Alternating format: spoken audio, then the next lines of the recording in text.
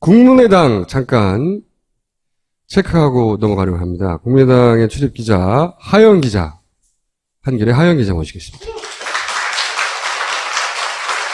지금 그 국민의당 담당인데 최근에 국민의당에 관한 관심이 고조되고 있어요. 여러 가지 이유가 있을 텐데 아까 초반에 잠깐 설명드린 대로 국민의당이 지지율이 다소 하락하는 가운데 국민의당이 그럼 이 진지로서 다른 유력한 후보들을 안으로 끌어들일 것이냐, 아니면 국민의당은 두고 혹은 접고 제3지대에서 다시 한번 모여서 빅 텐트를 칠 것인가 하는 내부 논의들이 국민의당 안에서 나오고 있고, 그 가운데 지금 현재 원내대표이자 비상대책위원장까지 다 전권을 쥐고 있는 박지원 원내대표가 뭐랄까요, 내부적으로 갈등에 직면해 있습니다. 오늘 황교안 의원과 설전을 벌이고 고성과 욕설이 오갔다 해서 국민의당은 원하든 원치 않던 스스로 삼국지로 아마도 전개될 이번 대선에서 주요한 역할을 원하든 원하지 않든 하게 될 포지션에 있기 때문에 잠깐 체크해 보려고 하는 겁니다. 우선 국민의당 내에서 진지 혹은 제3 텐트론 이런 얘기가 있는 것은 사실이에요? 아주 오래된 얘기죠. 정확하게 말씀을 드리면. 이미 오래전부터 있었다? 예, 왜 그렇게 말씀을 드릴 수 있냐면 애초에 국민의당이라는 당이 생겨날 때부터 호남 지역 의원들은 말하자면 통합을 이야기하면서 떨어져 나왔어요. 그랬었죠. 그렇죠. 네. 그러니까 우리는 떨어져 나가지만 언젠가는 통합이 될 것이다. 그 통합의 형태는 그건 중요하지 않아요. 일단 자기들은, 그러니까 호남 의원들은 공천을 받기 어려울 것이기 때문에 어쨌거나 우린 살아 돌아올 것이다. 이런 의도를 깔고 나갔고요. 처음에는. 예. 물론 안철수 대표 생각은 좀 달랐던 것 같고요. 그렇죠. 그래서 애초에 국민의당이 시작할 때 안철수 쪽 의원들과 호남 의원들 간의 이 물밑 경쟁이나 어떤 암투라고 표현하기는 좀 뭐하지만 아무튼 그런 경쟁들이 좀 있었죠. 호남을 기반으로 한 의원들은 그 민주당과 어떤 식으로든지 향후에 결합하게 될 것이다 라는 걸 전제했었고, 그리고 그것이 호남 민심 입장에서도 지금 더민주가 맏형이지만 못해서 혼내는 거고 나중에 대선에는 힘을 합쳐라 라는 전제로 표를 줬던 것인데, 다만 안철수 대표 같은 경우는 그 이유도 안철수 대표 주변의 인물도 여러 차례 의견을 필요하겠지만 그렇게 합치는 건 있을 수 없고 독자적인 후보를 내고 승부해야 된다. 네. 제3당의 후보로. 그것이 국민의당을 있게 한 국민들 지상 명령이다. 이렇게 해석했기 때문에 양쪽 입장이 완전히 달랐던 거예요. 합치자? 절대 안 된다. 단순화시켜 얘기하자면. 그런 갈등이 있었는데. 근데 이제 안철수 그렇죠. 대표의 지지도가 높은 때는 이게 수면으로 가라앉았다가, 그렇죠? 네. 지금은 다시 부상하고 있는 겁니다. 사실은 그 중심에 안철수 대표가 서는 게 맞는데 네. 지금 박지원 대표가 서 있죠. 그리고 그렇죠. 박지원 대표는 여러분 기억을 하시겠지만 그 호남 의원들하고 같이 탈당한 게 아니에요. 별도로 따로 했어요. 네. 따로 들어왔어요. 원래는 안 할 것처럼 했습니다. 올라운드 스타 플레이어가 나중에 영입된 케이스죠. 그리고 그 팀을 완전히 장악한. 지금은. 예, 지금은 그런 상황입니다. 간단하게 지금 언급되고 있는 그 설들. 네, 썰들을 이야기를 좀 하자면 제일 먼저 들고 나온 게 플랫폼 정당론이에요. 네. 그러니까 박지원 대표가 국민의당의 지지율이 떨어지면서 가장 큰 고민이 국민의당이 이야기하는 야권에 대한 개편의 논의들이 최소한 8월 27일 더민주 전당대회 전까지 한 줄이라도 한마디라도 나가야 한다라는 어떤 일념이 있어요. 강박관념이 있죠. 그렇죠. 그래야 존재감이 생기니까. 예, 8월 27일 더민주 전당대회 이후에 더민주에 빨려 들어가지 않고 거기에는 이제 바야흐로 문재인이라는 강력한 대권 후보가 있지 않습니까? 그 문재인이 수면 위로 올라올 때 국민의당이 빨려 들어가지 않고 이 야권 개편에 대한 논의를 주도할 수 있게 되는 거죠. 그래서 플랫폼 정당론을 들고 나온 거예요. 네. 수많은 사람을 만나죠. 손학규부터 시작해서 뭐. 국민의당이 플랫폼이 되겠다는 겁니다. 우리가 판이 될 테니까 다 여기 와서 여기서 경쟁해라. 손학규, 뭐 정운찬, 기대 등등 잠재적인 아주 특출난 1등은 아니지만 잠재적으로 그런 후보가 될 수 있다고 생각하는 사람들 다 끌어들이려고 했죠. 어떤 조직의 가장 큰 장점 중에 하나가 말하자면 로열티가 굉장히 높은 열혈 지지자들. 그러니까 말하자면 지역을 갖고 있는 거 호남. 그리고 또 하나가 아주 넓은 중도라는 이건 이제 명확하게 확인되지는 않았지만 어쨌거나 지난 총선 때 확인된 본인들이 이제 제2당이라고 주장하죠. 네. 예, 전국적으로 분포하고 있는 지지자들 이 둘을 기반으로 플랫폼 정당을 만들어 보겠다라고 얘기를 한 거예요. 그런데 사실은 이것은 박지원 대표의 아이디어에 가깝죠. 당내에 완전히 합의되거나 이런 게 아니다. 합의되거나 그런 상태는 아니었어요. 예, 이런 상황에서 어떤 것하고 또 좀 겹쳐 있냐면요. 본인이 비상대책위원장하고 원내대표를 동시에 진행하면서 말하자면 이제 권력을 완전히 장악한 상태에서 합의되지 않은 이야기들이 흘러나가다 보니까 통합을 이야기하던 호남 지역 의원들은 이것이 무엇이냐라면서 이제 본인들의 목소리를 내기 시작한 거죠. 이러면서 이제 왜 혼자 네 생각 가지고 당 전체를 대변한 것처럼 얘기해가지고 예. 우리를 곤란하게 만드냐 이거죠. 국민의당이 이런 논의가 있다는 건 뭐 그다지 관심보다 오히려 오늘 나온 야인마에 더 관심을 많이 가지셨을 거 아니에요? 예. 박지원 대표가 야인마 했다고. 예. 예. 박지원 대표가 얼마나 치밀한 사람이냐면 이 야인마라는 거를 기자들이 있는 자리에서 물론 하지 않았어요. 그런데 보통은 이렇게 공개된 자리에서처럼 회의를 하고 기자들을 물린 다음에 비공개를 하거든요. 그런데 바깥에 들리라고 야인마라고 소리친 거예요. 그래서 근데 또 이상한 건 뭐냐면 어떤 기사를 봐도 그 회의에 나온 이야기가 이렇게 자세히 공개되는 경우가 별로 없어요. 그러니까 본인이 야인마라고 얘기를 해놓고 어떤 이야기가 오갔는지 자세히 설명한 거예요. 그러니까 야인마 한마디로 제가 지금 드린 말씀 모두가 다 설명이 된 거예요. 야인마 하면서 말하자면 본인 이야기는 플랫폼 정당론하고 말하자면 플랫폼 정당론은 말이 되지 않는다. 야권 통합이나 제3지대로 가야 한다라는 이야기들을 사실 제3지대, 플랫폼, 야권 통합 이렇게 얘기하면 재미없잖아요. 근데 야인마에 섞어서 이야기하니까 다들 이해하게 되는. 주의 환경으로 던진 떡밥이다. 거기에 다 낚였죠. 예. 라고 이제 하영 기자는 해석을 하는 겁니다. 박지원 대표는 사실은 기억하시겠지만 여러 가지 조어들을 하잖아요. 뭐 우병우 수석을 이야기하면서 코끼리를 죽이는 방법에는 바늘로 찌르는 방법이 있는데 죽을 때까지 찌르면 된다. 이런 것들도 전날 하루를 마감하면서 1시간 반 정도 여의도공원을 걷거든요. 계속 그 고민을 하는 거예요. 내가 내일 아침에 어떤 메시지를 어떤 방식으로 던질 것인가. 아주 치밀하게 계산된 이야기죠. 그러니까 국민의당이 특별한 이슈가 없고 그리고 대표 주자가 지지율이 자꾸 빠지니까 존재감을 드러내자면 여러 가지 기자들이 받아서 쓸 기사거리를 던져줘야 되는데 그 기사거리가 없으니 본인 스스로 만들어내고 있다. 근데 황주홍 의원이 도발할 거를 미리 계산을 하고 그런 거예요? 아니면 둘이 짜고 친 거예요. 황주홍 의원은 매번 도발해요. 매번? 근데 매번 도발하는데 매번 야인마라고 하지 않거든요. 매번 그냥 가만히 있어요. 가만히 있는데 이날만 유난히 그렇게 얘기를 한 거예요. 그래서 관심은 그렇게 가질 수 있지만 예. 한편으로는 사람들 저기도 조금 시끄럽구나. 그러니까 기대할 바가 없다. 이렇게 대중적으로 이미지를 가질 수도 있잖아요. 그 역효과로. 가장 나쁜 게요. 콩가루라고 욕먹은 것보다 아예 관심받지 못하는 거라고 본인이 이야기해요.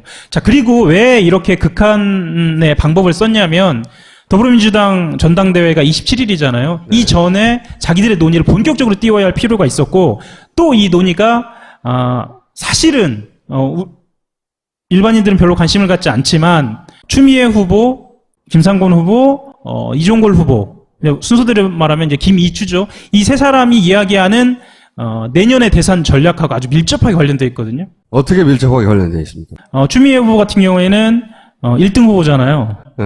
자산을 갖고 있는 사람이 와라. 그러면 그 안에서 판을 공정하게 만들겠다라는 거예요. 사실 이게 형용모순일 수도 있는데 잘 들어보면 맞다라고 느껴질 수도 있습니다. 왜냐하면 잘 들어볼 때 내 머릿속에 누군가를 이제 그리면서 들어보면. 그리고 김상곤 후보 같은 경우에는 야권연대의 문을 한 반 정도 열어놔요. 반 정도 열어놓고 우리가 가능하면 모두에게 문을 열어놓되 우리 내부적으로 지금 있는 후보들 안희정 후보라든가 박원순 후보라든가 이런 내부적인 후보들을 함께 할 수 있는 판을 만들자. 그리고 이종걸 후보는 아예 그냥 비문 이야기하면서 외부로 문을 완전히 열어놓거든요.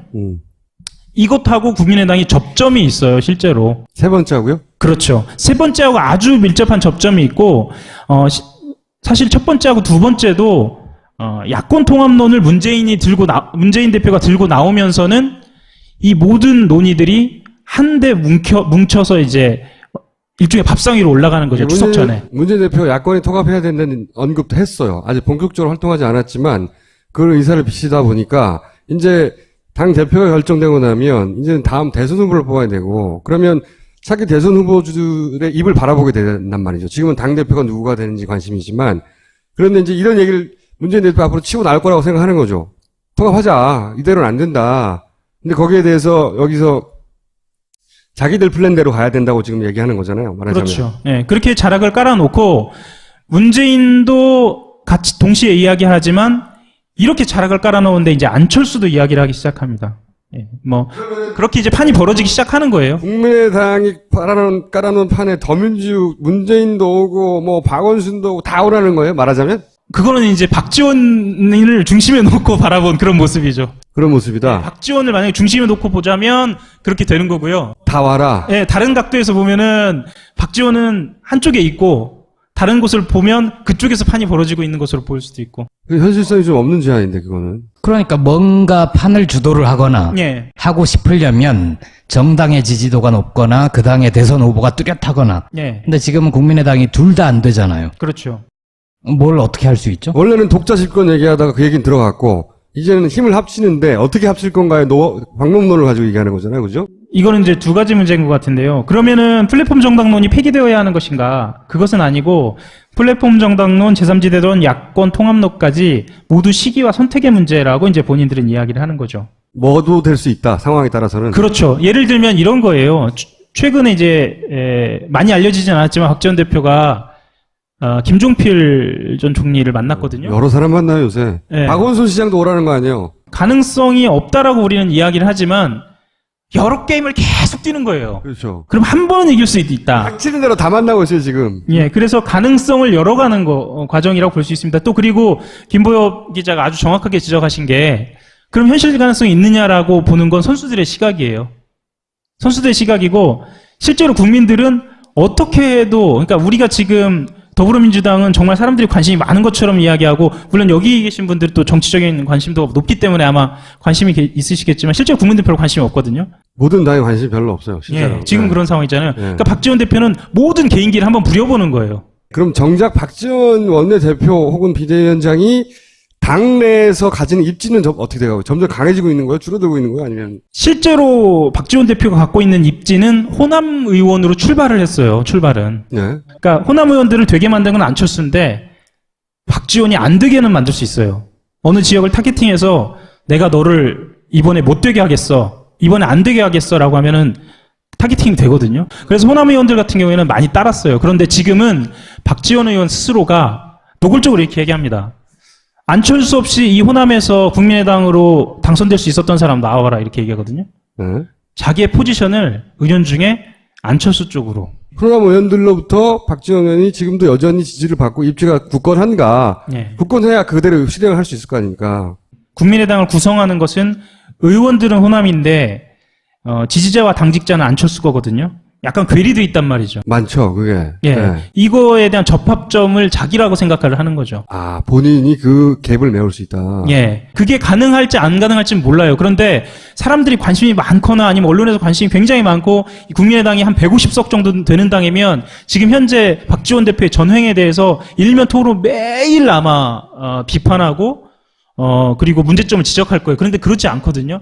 그래서 자기 나름대로의 어떤 정치적인 실험에 도전을 하는 거죠. 그 입지는 어떠냐고요, 그래서. 다른 호남 의원들이 박지원 원내대표를 과거에 따르는 것만큼 따르냐 이거죠. 어쩔 수 없이 따르는 거죠. 예를 들면 이런 거예요. 본인이 28 전당대회 때 문재인 대표를 겨냥해서 한 말인데, 꼭 먹고 알 먹고 국물까지 먹으려고 한다. 이런 표현을 썼거든요. 그런데 본인은 지금 꼭 먹고 알 먹고 국물 먹고 털하고 가죽하고, 닭뼈까지 다 먹는 지금. 왜냐하면 사람들이 그 닭이나 오리에는 관심이 없는 상황인 거예요. 팔까지. 예. 지금 그런 상황인 거예요. 뭐 사은품으로 나오는 무슨 조그만 이 딱지 있잖아. 이런 것까지 다 모아가지고 나중에 한 마리 더 먹으려고 하는 이런 상황인 거예요. 관심 없으니까 관심 없을 때 그렇게 더 한다는 거죠. 그러니까 두 가지 양수겸장하는 거죠. 예. 그리고 전대 때 이 얘기는 언론에서도 한 얘기입니다. 본인이 비상대책위원장도 내놓을 수 있다. 이런 얘기도 하잖아요. 누구 모셔오겠다 뭐 이런 얘기도 네. 했죠. 정운찬 오면 내가 그렇죠. 그거 내놓겠다. 자리가 없어서 못 오는 거 같으면 내가 내 자리를 주겠다 이거죠. 굉장히 스스럼없고 굉장히 자리에 욕심도 없어 보이잖아요. 그런데 그 자리를 받을 사람이 없는 경우에는 그렇게 얘기하는 것 자체가 사실은 이게 형용모순이 되고 호남 의원들은 그게 배가 아픈 거예요. 아, 광판다고 생각하는구나. 호남 의원들은 비대위원장도 할 수 없고 원내대표도 할 수는 없어요. 그런데 그런 식으로 이야기하는 황교홍은 할 수 있다고 생각하지 않아요? 황교안만 생각하죠 그렇게. 아, 그리고 그래서 TV 조선만 나가서 그렇게 얘기하고요. 네. 그래서 황 의원은 공개적으로 들어봤고 네. 나머지 의원들은 내가 그렇다고 저 자리를 뺏어올 수는 없으니까 뒤에서 궁시렁 하는데 표면적으로 어쩔 수 없이 따르고 네. 그러니까 박지원 원내대표가 사랑받지 못하고 있긴 하네요. 그렇죠. 내부적으로. 기본적으로 박지원의 리더십이라는 게 사랑받는 리더십은 아니죠. 그렇죠. 그리고 내후년에 이제 지방선거가 있지 않습니까? 그 지방선거에서 각 의원들이 각 지역에 있는 기초의원하고 시장 군수들에 대한 영향력을 행사하고 싶어 하거든요. 거기에 대한 전권을 아마 박지원이 아마 줄 거예요.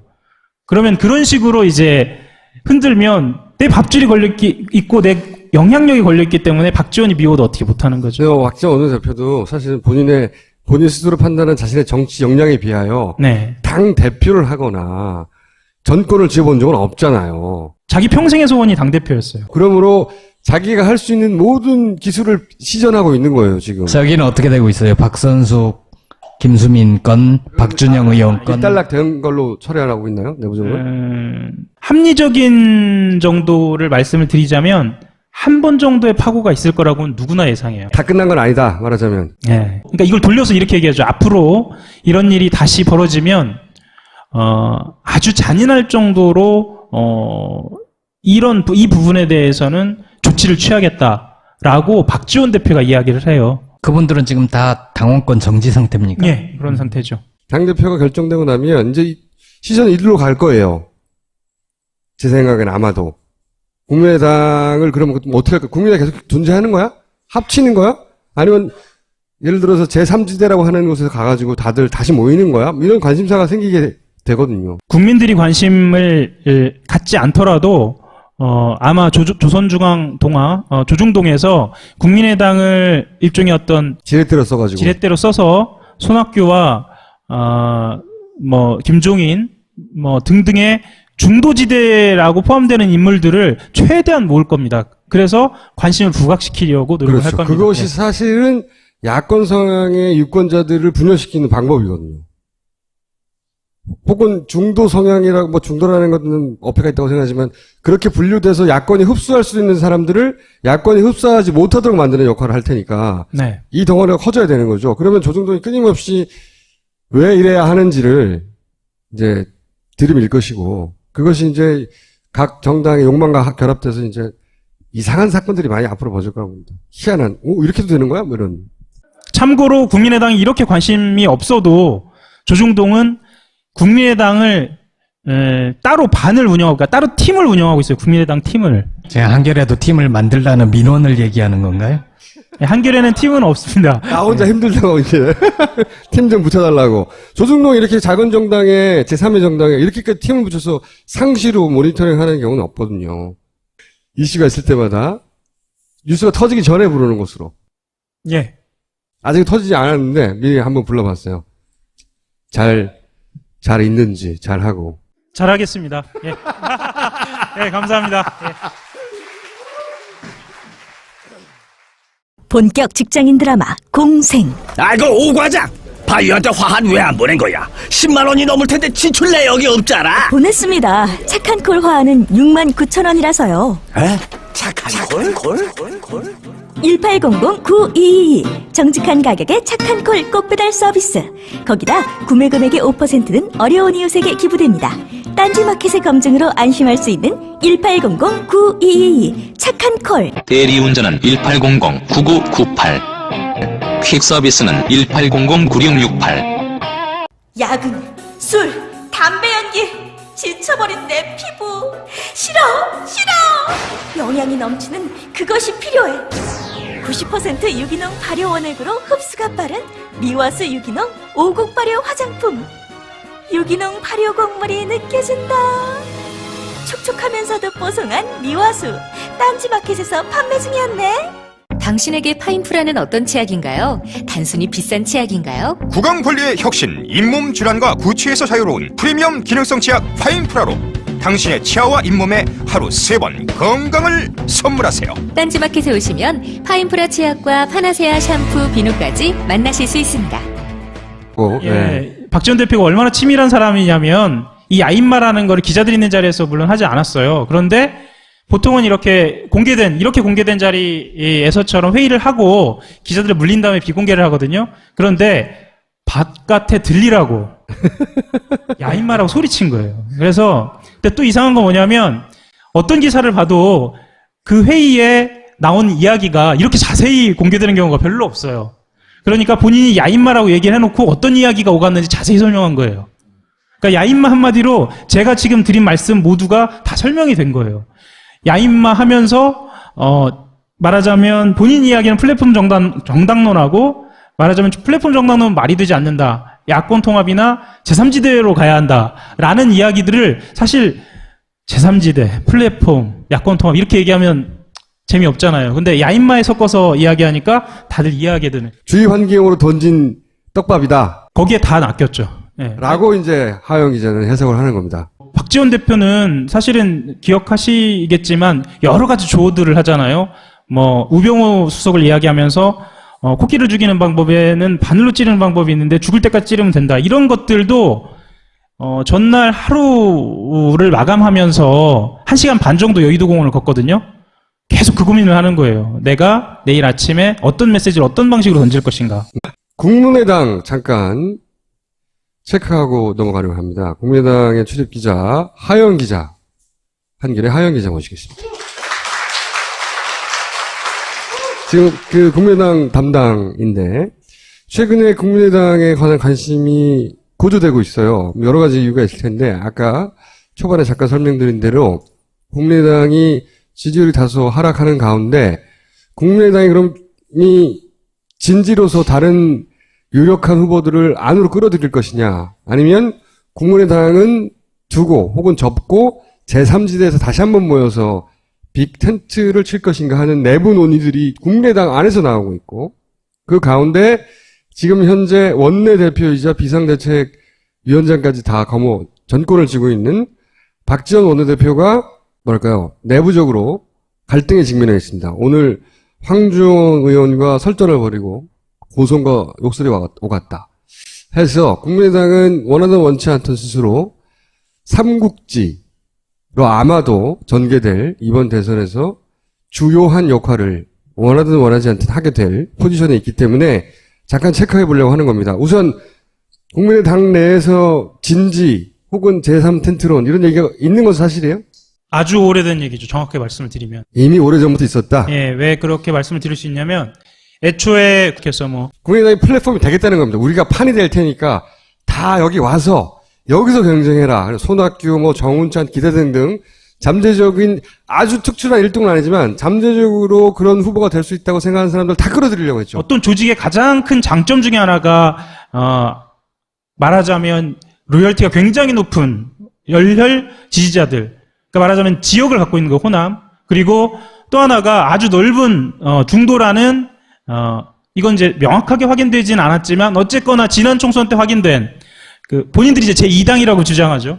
예, 전국적으로 분포하고 있는 지지자들 이 둘을 기반으로 플랫폼 정당을 만들어 보겠다라고 얘기를 한 거예요. 그런데 사실은 이것은 박지원 대표의 아이디어에 가깝죠. 당내에 완전히 합의되거나 이런 게 합의되거나 그런 상태는 아니었어요. 예, 이런 상황에서 어떤 것하고 또 좀 겹쳐 있냐면요. 본인이 비상대책위원장하고 원내대표를 동시에 진행하면서 말하자면 이제 권력을 완전히 장악한 상태에서 합의되지 않은 이야기들이 흘러나가다 보니까 통합을 이야기하던 호남 지역 의원들은 이것이 무엇이냐라면서 이제 본인들의 목소리를 내기 시작한 거죠. 이러면서 이제 왜 혼자 네 생각 가지고 당 전체를 대변한 것처럼 얘기해가지고 예. 우리를 곤란하게 만드냐 이거죠. 국민의당이 이런 논의가 있다는 건 그다지 관심보다 오히려 오늘 나온 야인마에 더 관심을 많이 가지셨을 거 아니에요? 예. 박지원 대표가 야인마 했다고. 만철 그렇죠. 대표의 지지도가 높은 때는 이게 수면으로 가라앉았다가, 그렇죠? 네. 지금은 다시 부상하고 있는 겁니다.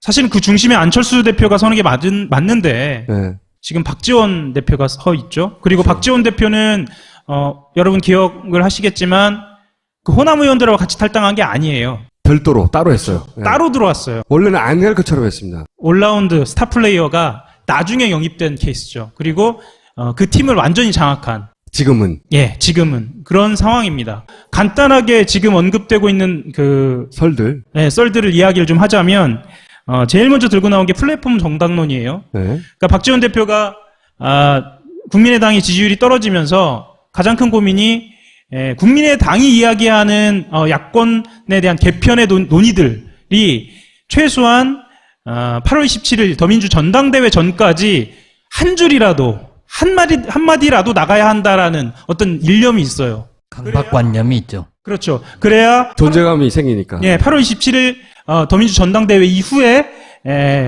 더민주에 빨려 들어가지 않고 거기에는 이제 바야흐로 문재인이라는 강력한 대권 후보가 있지 않습니까? 그 문재인이 수면 위로 올라올 때 국민의당이 빨려 들어가지 않고 이 야권 개편에 대한 논의를 주도할 수 있게 되는 거죠. 그래서 플랫폼 정당론을 들고 나온 거예요. 네. 수많은 사람을 만나죠. 손학규부터 시작. 국민의당이라는 당이 생겨날 때부터 호남 지역 의원들은 말하자면 통합을 이야기하면서 떨어져 나왔어요. 그랬었죠. 그렇죠. 그러니까 우리는 떨어져 나가지만 언젠가는 통합이 될 것이다. 그 통합의 형태는 그건 중요하지 않아요. 일단 자기들은, 그러니까 호남 의원들은 공천을 받기 어려울 것이기 때문에 어쨌거나 우린 살아 돌아올 것이다. 이런 의도를 깔고 나갔고요. 처음에는. 예. 물론 안철수 대표의 생각은 좀 달랐던 것 같고요. 그렇죠. 그래서 애초에 국민의당이 시작할 때 안철수 쪽 의원들과 호남 의원들 간에 이 물밑 경쟁이나 어떤 암투라고 표현하기는 좀 뭐하지만 아무튼 그런 경쟁들이 좀 있었죠. 호남을 기반으로 한 의원들은 그 민주당과 어떤 식으로든지 향후에 결합하게 될 것이다 라는 걸 전제했었고, 그리고 그것이 호남 민심 입장에서도 지금 더민주가 맏형이지만 못해서 혼내는 거고 나중에 대선에는 힘을 합쳐라 네. 라는 전제로 표를 줬던 것인데, 다만 안철수 대표 같은 경우는 그 이유도 안철수 대표 주변의 인물도 여러 차례 의견을 필요하겠지만 그렇게 합치는 건 있을 수 없고 독자적인 후보를 내고 승부해야 된다. 예. 제3당의 후보로. 그것이 국민의당을 있게 한 국민들 지상 명령이다. 이렇게 해석했기 때문에 양쪽 입장이 완전히 달랐던 거예요. 합치자? 절대 안 된다. 단순화시켜 얘기하자면. 그런 갈등이 있었는데, 근데